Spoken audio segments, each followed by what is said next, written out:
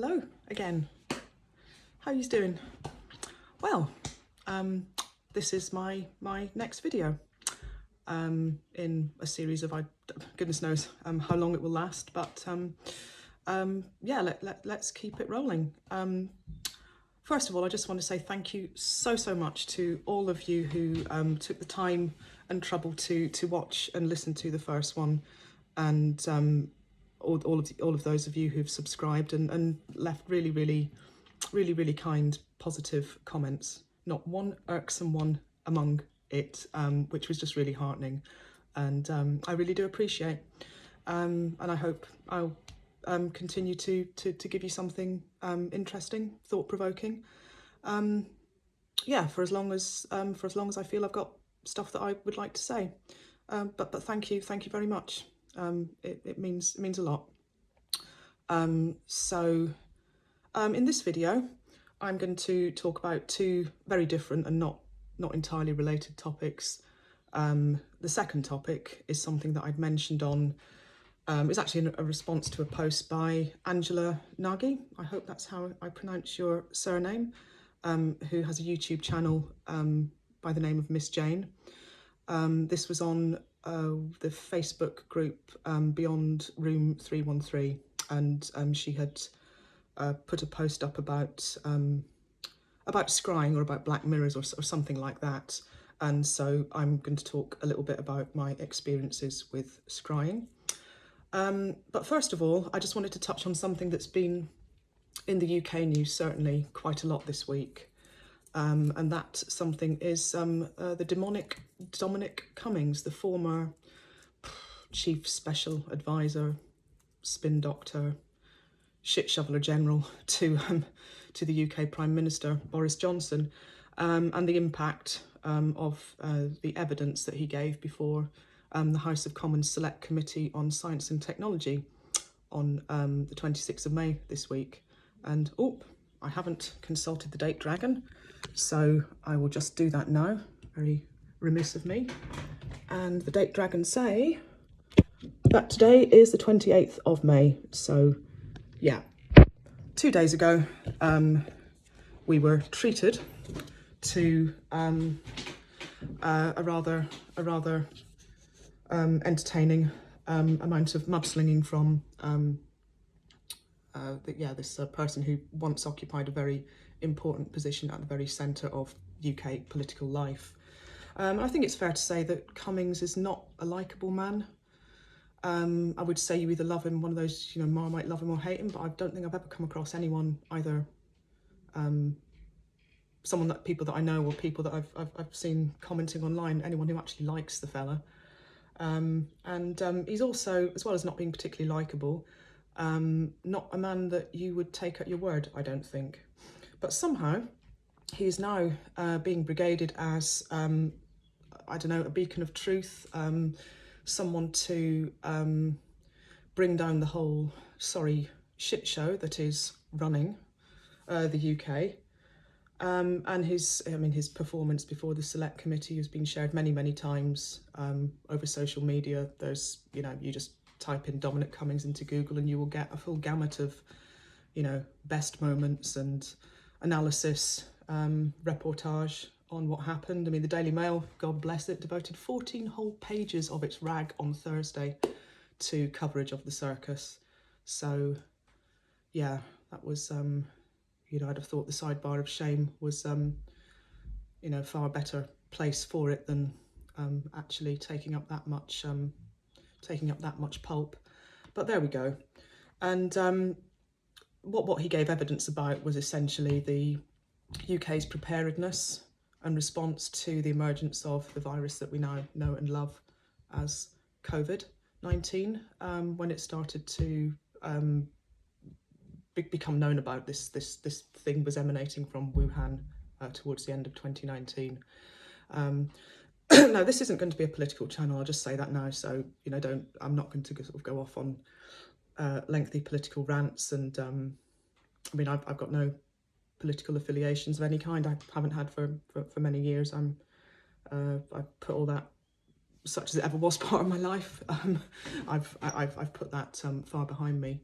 and there's plenty of people who do very good political commentary that I'm sure you subscribe to anyway. And I'll just give a bit of a shout out to Christian Morris. I'm sure a lot of you will have seen his videos, which sadly I can't access on Odyssey anymore, but he has really enlightened me as to the situation in Ireland, both in terms of politics and the mainstream media over there, in a very entertaining way. And now I cannot look at boiled eggs without seeing the Irish Health Minister. So thank you very much, Christian, for that. It's an image that seared into the back of my mind. But anyway, back to Mr. Cummings and his vitriol that he vented about his former colleagues, his former bosses, his former paymasters in Parliament this week. I mean, of course, it's always entertaining when you see sacks of shit tearing lumps out of each other. But, I mean, in terms of the grand scheme of things, it's probably no more important than watching two monkeys fighting over a banana. I mean, ultimately, the bigger, more aggressive monkey with the greater number of allies is going to get that banana. And life will then go on much as it did before for the troop. And I say that for three main reasons, which is why I would personally urge caution before viewing this episode and anything that may follow from it as being some sort of positive sign that the government's on its uppers. First of all, Cummings is damaged goods. Anyone in the UK, I think, will recall what's become known as the Barnard Castle debacle, which happened shortly after first lockdown was announced in March last year. And that Mr. Cummings and his family decided to do a moonlight flit one evening towards the end of March to Durham, which is almost 300 miles away from their home in London, to stay with Cummings' parents. And the reason given was that Cummings' wife had become ill, and subsequently Cummings himself became ill, and they were worried because of lockdown, closing nurseries, etc., that they weren't going to be able to get childcare for their autistic son. So they decided that they better head up north to his parents, who were apparently the only other people that would be able to provide appropriate care, which some people may have sympathy with, and to some extent I had a little bit of sympathy with that. However, what he also did while he was up there, he having apparently become aware that his eyesight wasn't as good as he thought it should be, he decided to take a 30-mile trip to a place called Barnard Castle, which is a very nice beauty spot in the northeast of England, to test his eyesight. I mean, yeah, didn't decide to, get his wife to, how many fingers am I holding up? He thought he would get behind the wheel of a car and drive 30 miles because he thought his eyesight wasn't very good, which suggests strongly to me that is not a man that you can take at his word. And it's also someone who clearly believes that the rules do not apply to him. So that's one thing. And second reason, eyesight notwithstanding, he clearly managed to find his knife block in time for his performance before the committee this week, and went to town trashing members of the cabinet, deservedly so perhaps, but he was quite selective in who he trashed and who he didn't. The Chancellor of the Exchequer in particular got away unscathed, was in fact praised in glowing terms, but he focused all of his ire on his former boss and on the Health Secretary. And given the circumstances in which he departed his job in November of last year, he's got a vested interest in showing those individuals as, in the worst light possible.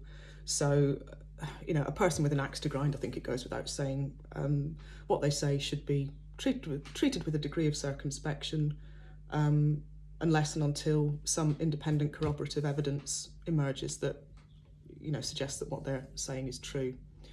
And the third and final reason, which is possibly the most interesting from a tribal point of view, is that his position was that basically they should have locked down sooner and they should have locked down harder, and that we are invited to accept that had they done that, what followed, or none of what followed from March 2020 would have occurred.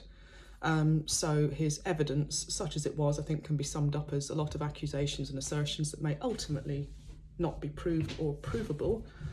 And yeah, also you should have done more. You should have battened down on everyone harder, stronger, sooner. I mean, a number of problems with that.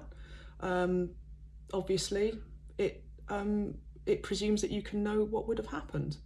I'm always reminded in situations like that, not always, but on this occasion, I'm reminded of what the wise old lion Aslan said to Diggory in Prince Caspian, that no one is ever told what would have happened. No one is ever told that. It's essentially guesswork and speculation, nothing more. And so I guess this is my slightly long-winded way of saying Cummings, come off it. Yeah, just to urge a healthy degree of scepticism that there's any silver bullet either provided by what he said to the committee or that may subsequently emerge from whatever other statements are made or things that may emerge in the future. But anyway, that's quite enough politics for a Friday morning. So I will move on without further ado to the second topic, which is scrying, which, as I say, I mentioned on the Beyond Room 313 forum. Now, scrying is essentially when you look into a dark, shiny object, usually a black mirror or a ball, and you see what you can see.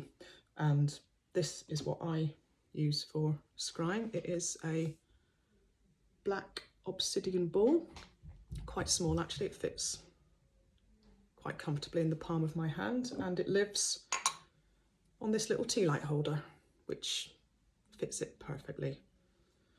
So that's what I use for scrying. And what I normally do, I'm in this room. This is the middle room that is kind of my little sort of private sanctuary where I go to get away from everything really. I have there's a little alcove corner which lends itself quite nicely to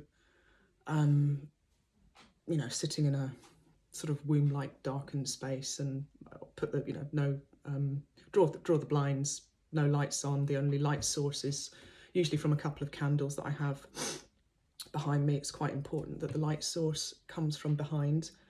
And yeah, basically sit in as comfortable a position as possible on the floor and try to empty my head, which I mean, as anyone who's tried meditation knows that that's often easier said than done, because it's usually at that very time that your mind suddenly decides that there's so many things that it just needs to run around and get a hold on and get an iron grip on and can't let go. But yeah, it's something that that does merit sticking with, because you do, like anything else, you develop discipline, and the body and the brain like habit, and the more you can get into the habit of doing something, you find the more readily you can sort of switch into that moment, and yeah, it gets better essentially. And yeah, you really want to get into the sort of state where as soon as your eyes are glazing over and you're relaxed and you're not focusing, you're not sort of staring at it, but you're just sort of very almost kind of half closing your eyes. Yeah, you try to slow your breathing down. You don't control it. You don't have to use any specific breathing technique, although I've found that breathing in for the count of five, that just works for me, and breathing out for the same count, in for 5, out for 5. And you do that a few times, and that really helps to settle the breathing into some sort of regular pattern, so you're not breathing too deeply, too shallowly, and it slows down the heart rate. Mind starts to chill. If it does start thinking things, you just kind of let it run with it until it's ready to settle itself down. And difficult though it is, I think the best results come when you don't have any particular expectation of anything. That's certainly my experience. You know, you don't, what you really want is the conscious mind to switch off for a bit and you know, sort of see what's going on at a subconscious level. And when it's working, or when you really sort of feel that you're getting in the zone, what I find is that the surface of the ball almost loses its solidity. It sort of seems to have viscosity, as if you could kind of put your finger right into it, sort of right through the surface of it, and it would go through. I mean, lately when I've been doing it, what has been visible is essentially what looks like clouded water. So if you were to take a stick and stir up a shallow pond, and you get all the, you know, the silt and the crud that just sort of comes up from the bottom, it's like that kind of thing. I mean, I haven't approached it with, you know, questions as such, but that's something that I'm likely to do in the future.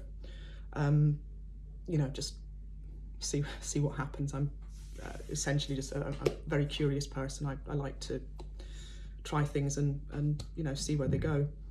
But there's a particular instance I would like to talk about, which happened in the winter of 2019, and I'd been scrying with this ball, and I'd been looking at it for some time, and I've noticed, one thing that I've noticed is that you tend not to notice how much time passes when you're scrying, or you don't have a very accurate experience of it as you're doing it. It can either feel like a very long time or a very short time, but in actual fact it's not really anything like what the length of time that you imagine has passed, which is curious. But anyway, I think I've been there for some time, and excuse me, my eyes unlocked from the ball for a moment, and they sort of went into the space that was just a couple of feet behind it. And what I saw then I can only describe as a thing that was scuttling like a spider. It was about the size of a small dog, I would say, scuttling towards me. It actually reminded me of, I think it's one of the Prodigy's videos, either Omen or Breathe, and there's this sort of rather futuristic looking kind of alien spider thing that scuttles around, and it's quite creepy. And it moved. The movement of the thing was like that, very sort of fast and, you know, moving forward. It was humanoid though. It had a head, it had an upper body and arms. It had nothing below the waist. It didn't even have like stumps of legs, and it was propelling itself forward by means of its arms, but very effectively doing this and moving at quite a lick. And the face reminded me of, I don't know, one of the orcs in Lord of the Rings. It was sort of misshapen, kind of straggly hair all sort of plastered on the scalp. Yeah, distorted features. Not, I mean, in no sense was this a pleasant looking or a pleasant feeling thing. You know, actually quite the opposite. And it, the sight of it sort of snapped me back to this 5th century reality quicker than a scolded cat, I have to say. And that made it vanish. It didn't even, not in a puff of smoke, it was just boom, it was there, then it scuttling, boom, and then it wasn't there. And it left me quite shook, actually. I'll be quite honest. It don't know what it was. Was it demonic? What, if anything, was it foreshadowing? Was it, I don't know, whatever I was sort of processing in my head at the time that was expressing itself in quite an extreme way? I don't know. But I discussed it with my other half, told him what had happened, and as I was doing so, I was going to say he went white, but he's Irish and he's very pasty, so I don't actually think he could go much whiter, but the expression on his face as I was telling him this told me that he also had a story to tell. And he told me about 2 things that had happened to him. And the first was when he was driving back from a job interview, and he was actually close to Eton College, as in the famous English public school educator of current British Prime Minister and royals and posh gits throughout the ages. And as he was rounding a bend in the road, he saw something which he thought was a man who had no legs. So he was essentially the torso, arms and head of a man on the pavement by the side of the road on this bend, and he was pulling himself along. So this person was moving against the flow of traffic, so he could see his face. And he said he appeared to have really old, knackered features, and just the whole that sight would be unusual anywhere, but where this place was, as I say, near Eton College, it wasn't near houses, it wasn't near shops. I'm assuming it wasn't a pupil or member of staff of said establishment, and it just was just seeing a person there would have been, you probably something, oh yeah, I saw a person there, because it was just not, there was no sort of obvious place that a person would be going, and to see that sort of thing there was, exceedingly remarkable. So that was the first thing he told me about, and then he had, excuse me, a similar experience a couple of years later. I mean, both of these events happened before I knew him. They happened some years ago, but a couple of years after the Eton College sighting, as I will call it, he was being driven in a cab through Camberwell, which is a district of South London, and on the road, on the pavement rather, again sort of moving against the flow of traffic, so he could see its face, was what he believed was the same person, or what looked almost identical to the person that he'd seen on that previous occasion. Looked in every respect like him, moving in the same way, such that he actually drew it to the attention of the cab driver, who hadn't noticed it. But yeah, so I mean, it's important to say, obviously, both of these sightings were fleeting glances from a moving car, so you take that into account. But I think the difference between a fully sized adult male, or a person with a top and a bottom half, and a person with just a top half. It's I'd say it's an unusual thing to have seen something like that once. To have seen it twice is yeah. I am assured that on neither occasion had drugs or alcohol been consumed. So it was, and as he told me about it, I could feel the hairs on my arms and back of my neck standing up, because yeah, it was just, it just seemed so similar to this thing that I had seen, that definitely was not a person, absolutely was not a person, or not even a likeness of anyone that I've seen before, either in real life or in a film or anything.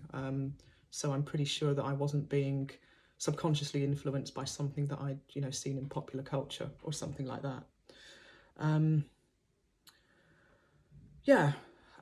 So I mean, I know that the thing that I saw, I don't particularly want to see it again, although I'm curious to know what it was and whether it was the same thing that my partner saw. It's never appeared again.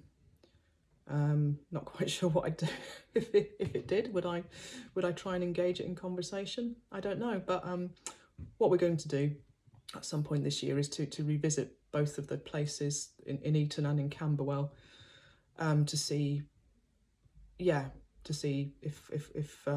we can what we can discern about the energy of the places. Yeah, whether there's anything, I don't know, there's anything nearby that might have been where someone like that, a person might have come from. So yeah, it's yeah, I mean, in a way I'm more excuse me, more interested in the Eton location, because that just seems so much more incongruous and weird. I mean, strange things happen in South London. It's a bit of a strange place, but yeah, the Eton one is a very weird one. So yeah, who knows what, if anything else, will be revealed. But so that's scrying. That's something that I'm working with, and basically just seeing what the possibilities are. And it's like so much of, I think, one's spiritual development as a pagan. It's full of surprises. I mean, as Thomas has said on many occasions, it's that there's no book. there just isn't. You are the book. You are the vessel. You are the path that you create for yourself, and you choose that path, and you learn from others. Absolutely, you do, and you learn from sources, and you read and you discuss with people. But ultimately, those are guides and they're pointers. They're not a sort of precise route map or procedure that you've got to follow. And it's that's one of the things that I love about it. So yeah, I'd be interested to know if any of you have had experiences, what scrying you've done. Has anything happened? Have you seen anything? Have you had foreshadowings of things? Anything that any sort of messages that you think are being given to you? I'd be really, really interested to know. I mean, obviously, if you don't feel like leaving comments on this channel because it's a public, it's open to the public, then on one of the Facebook groups, it'd be really great to hear what your experiences are. So, rounding off, as I rounded off the first video, I am going to. Last night I did what I did before I made the first video, and I randomly picked a page in my book of symbols. And the random page what I picked was basket. Basket. I thought, oh wow, the symbolic significance of the basket. And I'll just read the last paragraph. The functioning of the winnowing basket to hold the grain separated from the chaff is perhaps what is associated symbolically with the jump dance or the world renewal ceremony of the Hupa, Karuk and Yurok Indians of Northern California. According to myth, a family of spirit beings was metamorphosed into nature's basket-making materials, which are thus seen as gifts of divine origin and emblematic of the interwoven characteristic of family and village. Specially woven baskets used in the 10-day ceremony are considered to be alive and wanting to dance. In the culmination of the ceremony, a line of dancers stamps out sickness, natural catastrophes, and bad thoughts, while an uplifted basket receives the spirit world's blessing. And there's a picture that probably doesn't look like very much. So it's a woven basket, and that's one of the. It's a basket that's produced by one of those Indian tribes that was mentioned in the passage there. And the pattern on it, which I certainly wouldn't have got by looking at it, is called geese flying. Yeah, I don't know what that says to you, but that doesn't immediately scream geese flying at me. But that reminded me of something that I think I also mentioned this on the Facebook group. That was something. It made me think of animals in places that they shouldn't be. And while this wasn't a striking example, nothing like wolves wandering around in Camden Town or anything like that. This was a wee example of that happened to me the previous weekend, when a gaggle of Canada geese found their way into the courtyard. That there's myself and there's 4 other neighbours that share this courtyard with parking spaces and what have you. And they must have come from, there's a body of water that is walking distance from where we live, and there's geese and swans and all kinds of wildfowl there. But in 15 years of me living here, none of those birds have ever flown, waddled into our courtyard, and they actually were trying to get into the neighbour. One of the neighbours had left her door open, and they were actually trying to wander into her kitchen. So that was sort of quite amusing, and it just got me thinking of creatures doing things that they don't usually do, and being in places where they don't usually be, where they are not used to being found. I mean, in Celtic mythology, I understand that the goose is considered a warlike creature, because if you've ever come face to face with a goose, you know how protective they are, and especially around their young, and they defend their territory forcefully. Neighbours of my parents actually used to have a couple of geese, and they were the best guard animals. I mean, anyone who trespassed on on their in their property, they would, the whole neighbourhood would know, the geese would be honking and, you know, creating a whole hullabaloo. So yeah, warlike, aggressive animals, but apparently they're also associated with you